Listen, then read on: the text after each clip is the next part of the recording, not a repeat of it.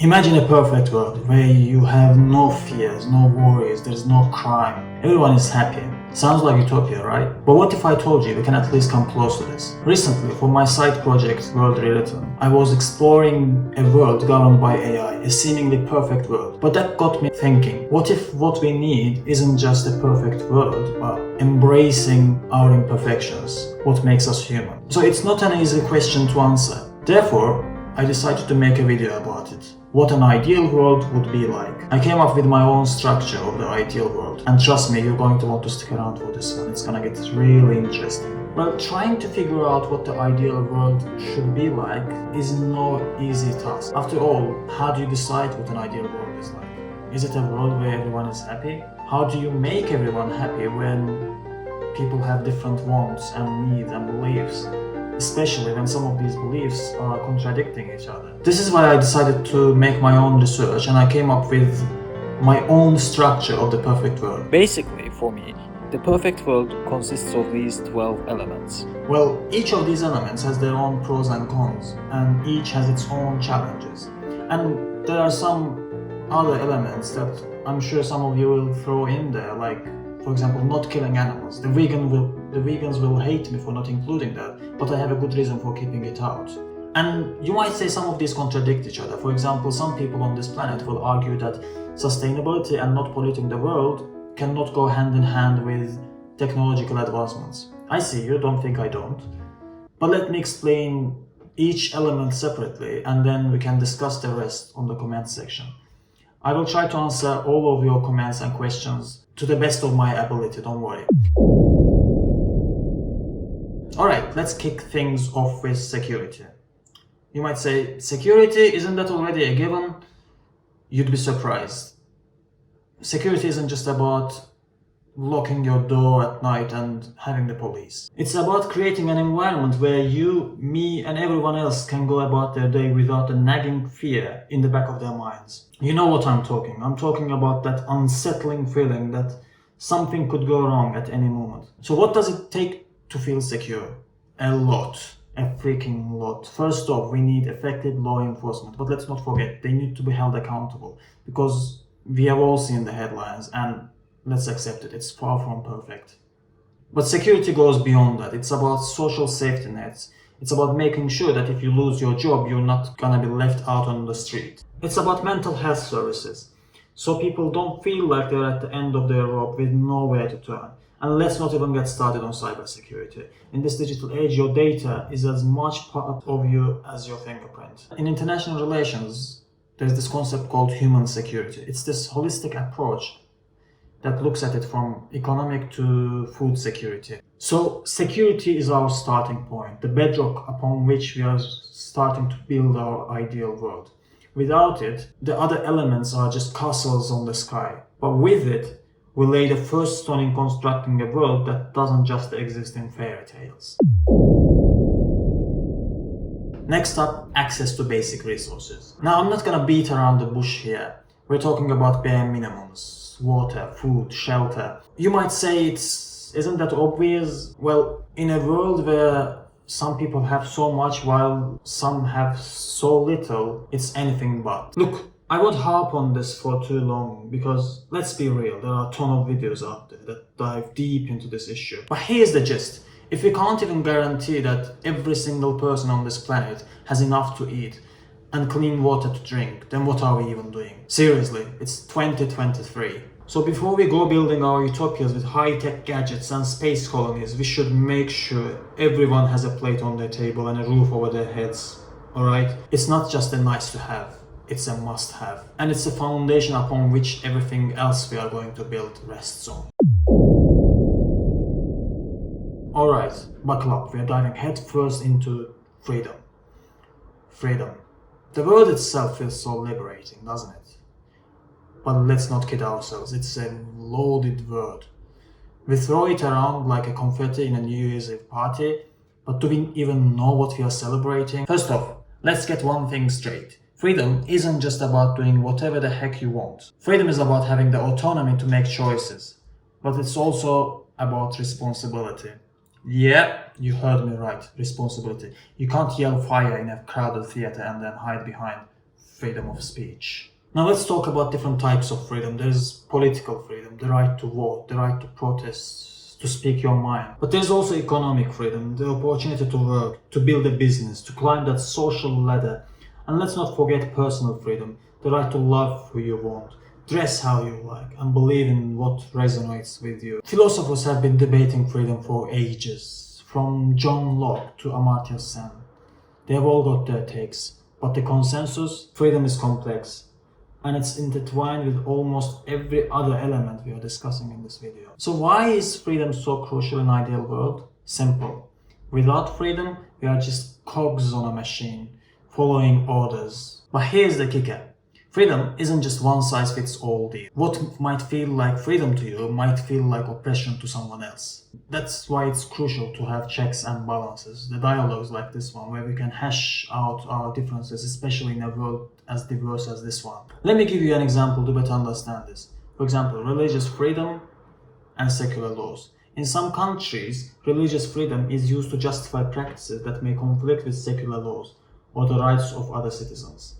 For example, the freedom to practice one's religion might include the right to wear religious attire, but this could be seen as oppressive in contexts where secularism is highly valued, or where such attire is viewed as a symbol of gender inequality. So as we move forward with constructing our ideal world, let's make freedom a cornerstone. But let's not forget, with great freedom comes great responsibility. And that's not just a lie from the Spider-Man movie. It's also a mantra for our ideal world. Moving on, let's talk about equality. Now this is a term that's thrown around a lot, but what does it really mean? At its core, equality means everyone has the same opportunities and everyone is treated the same way, regardless of their background, beliefs, or circumstances. But here's where it really gets tricky. Equality doesn't mean treating everyone exactly the same. It means providing everyone with what they need to succeed. Think of it like this. If you give everyone the same size shoe, have you really achieved equality? No. Because everyone's shoe size is different. What they need is a shoe that fits them. And that's the essence of equality. There are various dimensions to consider: gender equality, racial equality, economic equality, and so on. Each has its own set of challenges and solutions. For instance, gender equality isn't just about equal pay. It's also about breaking down social norms that dictate what roles men and women should play. And let's not forget, equality is also deeply interconnected with other elements such as security and freedom. You can't really be free if you are not treated equally, and you can't really feel secure if you are facing discrimination. Now, next on our list is education, and it's a big one. Why? Because education is a great equalizer. It's a tool that can break the cycle of poverty, challenge stereotypes, and empower individuals to contribute meaningfully to society. But let's be clear, when we say education, we're not really talking about formal schooling.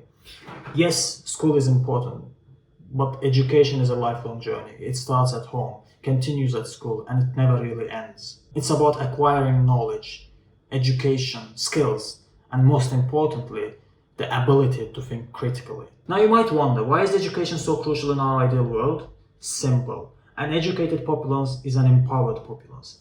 People who can think critically are less likely to be manipulated, more likely to participate in democratic processes, and more capable of contributing to social advancement. However, education isn't just about individual empowerment, it's also about collective growth. Think about it. The more educated people we have, the more innovations we'll see, the more problems we'll solve, and the more sustainable our world will become. But here's the catch. Education needs to be accessible and equitable. It's not enough to have world-class universities if only a select few can attend them. And it's not enough to teach history from a single perspective and ignore the narratives of marginalized communities. Alright, let's talk about health and well-being. This is a subject that's close to everyone's heart, both literally and figuratively. Why? Because what's the point of living in an ideal world if we are not healthy? First off, let's clarify what we mean by health. It's not just the absence of disease, it's a state of complete physical, mental, and social well-being. That means it's not just enough to have hospitals and doctors. We also need mental health services and community spaces. And yes, also parks and recreational spaces. Now you might be thinking, Yes, health is important, but how does it relate to our ideal world? Well, in a world where everyone has access to quality healthcare, where mental health isn't stigmatized, and our public health policies aren't just based on politics but science, we're already halfway to utopia. And remember, a world that prioritizes the well-being of its inhabitants is not just a place that's worth living, but also loving. Alright folks, let's talk about a world without crime. Now I know what you're thinking, a world without crime? What's next? Unicorns and rainbows? But stick with me here, because this is both a complex and fascinating topic. First off, let's try to define crime. What is crime? Easier said than done, right? Philosophers have been tackling with this for ages. Take Thomas Hobbes, for example, who thought that in a state of nature we'd all be robbing each other blind. Then there is Foucault, who argued that what's considered a crime is often shaped by those in power. So crime isn't just about breaking laws, it's a social construct that varies from one culture to another. Now back to imagining a world without crime. How do we get there? It's not just about having effective law enforcement. It's also about, or mainly about, addressing the root causes of crime, starting with poverty, lack of education, and social inequality. If we manage to tackle these problems, we are not just putting a band-aid on a bullet wound, but we are preventing the bullet wound in the first place. Okay friends, buckle up, seriously, because we are diving into the deep end with this one. Peace. What does peace actually mean in the context of our ideal world, especially when we zoom out to the international stage? Now, in international relations, there are usually a couple of ways to look at peace. The first one being the realist perspective. If they had a motto, it would be trust no one. From their perspective, the international system is anarchic and states are always jockeying for power. In this view, peace is just a temporary break in an endless cycle of conflict. There are so many schools within the realism in international relations, and I don't want to go into them all right now, but we can basically take that, the most ideal, the closest scenario to peace within the realist perspective is a Cold War-like situation. So in our ideal world, would we just have a never-ending Cold War? Not exactly the dream, right? Then we have the liberals, the eternal optimists of the international relations. They believe that we can achieve peace through international institutions, democracy, and trade. It's like they're saying, can't we just get along and sign a few treaties? According to liberalism, our ideal world would have a robust United Nations, free trade, and maybe a global currency. But there is more. Let's not forget about my favorite of them all, the constructivists. They argue that war, peace, and everything in between them are social constructs. In other words, if we really believe in a peaceful world, we can actually create it.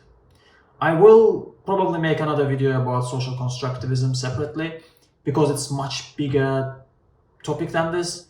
But for now, if you really want to, you can go check out PhilosophyTube. They had a great video about social constructivism in their channel. So coming back to our topic, in a constructivist ideal world, we'd reshape our collective beliefs to choose peace over conflict. Now you might be thinking, that's all great, but how does it fit into our ideal world? Because peace is one of the backbones of an ideal world. Because a world without peace is like a guitar without strings. It just doesn't play the right tune. You might say, what's the solution then? Why did you give all this explanation if you weren't going to reach any conclusion? Because no one knows. I have created this channel to explore together, to create a dialogue. I do have my own thoughts and I'll be sharing them along the journey, but for now I'd like to hear about yours. Maybe the next item on the list will give you some insights. Alright, now let's switch the gears and talk about something we have all been guilty of at some point. Judgment. Yep, I said it. Now in our ideal world it's a no-go. We are trying to create a judgment-free zone, like gym, but for your soul. First off, let's clarify what we mean by judgment. It's not just about forming opinions, it's about forming opinions that are laced with prejudice, bias, or even hatred. It's like looking at them and thinking you know their life, based on their appearance, beliefs, and backgrounds. Spoiler alert, you don't. Now, why is judgment so crucial in our ideal world? Because it divides us. It creates an us and them effect that's about as productive as a screen door on a submarine. It fosters discrimination, it perpetuates stereotypes, and let's be honest, it's plain exhausting. So how do we create a judgment-free world?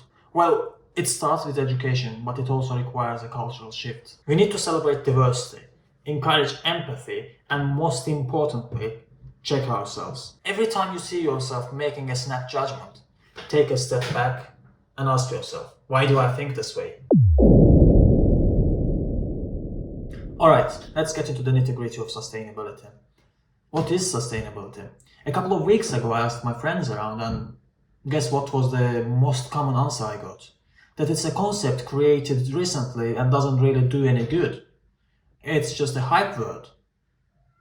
And I can't really blame them for that, because when is the last time we have seen any real contribution in any aspect of sustainability? Now, let's not get too far ahead of ourselves. Let's first define what sustainability is. And it's obvious that there is general confusion around this word. But in the simplest way, sustainability is living our lives in a way that allows the future generations to live theirs. That's it. That's sustainability. Now, as simple as the concept of sustainability may be to explain, trying to get there takes a lot. It takes a freaking lot. We're talking about overhauling the whole industries here. We need to switch to renewable energy like yesterday. Solar, wind, hydro, let's turn this planet into a clean energy powerhouse. And don't even get me started on sustainable agriculture. We've got to move away from practices that deplete the soil and pollute the planet. We need to treat this planet, Earth, as if it's the only planet we've got. Because guess what? It is. But wait, there's more. Ever heard of a circular economy? It's an economic system aimed at eliminating waste and promoting the continual use of resources. And of course you've heard this before, but it starts with us, the individual. From the choices we make at the grocery store to the way we commute, it all adds up. And that's why we should make sustainability more than just a buzzword. We should make it our mantra, it should be our legacy.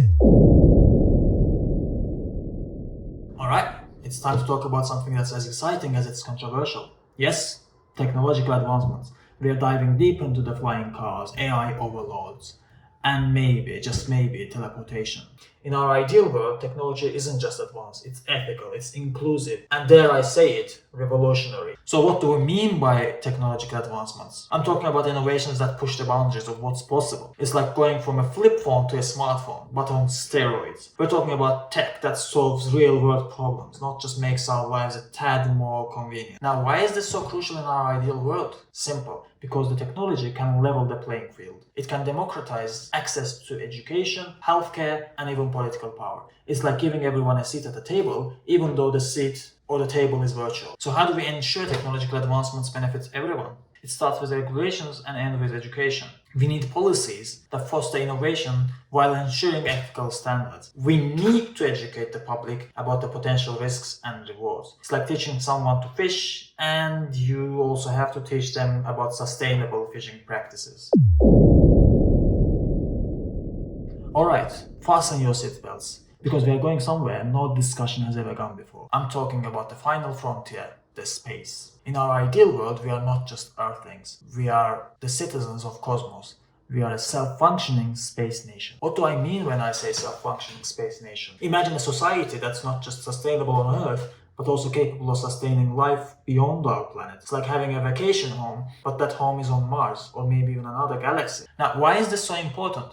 Because let's face it, no matter how hard we try, no matter how sustainable we are, our planet has an expiration date. It doesn't matter either it's sun running out of its fuel or an asteroid playing a cosmic bowling. It's gonna expire one day, and that's why we need a backup plan. But here's the catch. Being a space nation isn't just about survival, it's about evolution. It's about pushing the boundaries of what humanity can achieve. Think about it. The technologies and systems we need to create a self-functioning space nation would solve so many of our problems here on Earth. It's like killing two birds with one spaceship. So how do we get there? We need to start investing in space exploration like never before. I'm talking about international collaboration, public-private partnership, everything we've got. And secondly, we need to make sure that the space doesn't become the playground of the rich and the powerful. It is a resource for all humanity, like the ocean or the air we breathe. As we wrap up our blueprint for an ideal world, let's aim for the stars. It's not just a sci-fi fantasy, it's the next step of our human evolution. And who knows, maybe our ideal world isn't just a planet, but a universe. Building an ideal world is no small feat, and as it may seem from the video, it's almost impossible. But is it impossible? And if it's not, what does it take? I know it takes all the things that I mentioned earlier in the video, but where do we start? That's the question, isn't it? In the meantime, tell me what you think. Tell me what your ideal world looks like in the comment section below. Is it similar or different? Until the next video, take care.